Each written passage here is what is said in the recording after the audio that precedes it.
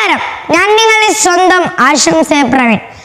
July 5 Basheer ദിനമായി നാം ആചരിക്കുമ്പോൾ മലയാള നോവലിസ്റ്റും കഥാകൃത്തും സ്വാതന്ത്ര്യ സമര പോരാളിയുമായിരുന്ന ബേപ്പൂർ സുൽത്താൻ എന്ന അപരനാമത്തിൽ അറിയപ്പെടുന്ന വൈക്കം മുഹമ്മദ് ബഷീർ 1908 ജനുവരി 21 കോട്ടയം ജില്ലയിലെ തലയോലപ്പറമ്പിൽ ജനനം.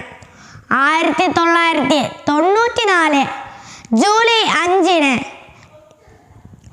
കോഴിക്കോട് ജില്ലയിലെ ബേപ്പൂരിൽ വച്ചാണ് മരണപ്പെട്ടത്. 1982 ഇന്ത്യ ഗവൺമെന്റ് പത്മശ്രീ പുരസ്കാരം നൽകി ആദരിച്ചു.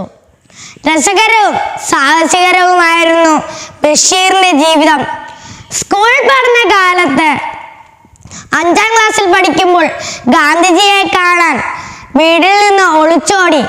ഇതായിരുന്നു ബഷീറിന്റെ ജീവിതത്തിൽ വഴിത്തിരിവായത്. 1930 ഉപ്പു സത്യാഗ്രഹത്തിൽ ഉൾപ്പെട്ടതിന്റെ പേരിൽ ജയിലാകുകയും പ്രഭ എന്ന തൂലിക നാമത്തിൽ പത്രങ്ങളിലൂടെ അയാൾ തീപ്പൊരി ലേഖകനായി മാറുകയും ചെയ്തു.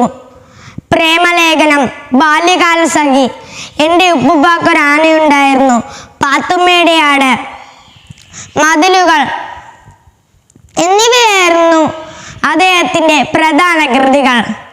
ഭാർഗവി നിലയം, മതിലുകൾ, ബാല്യകാല സഖി എന്നിവ സിനിമകളും ആയിട്ടുണ്ട്.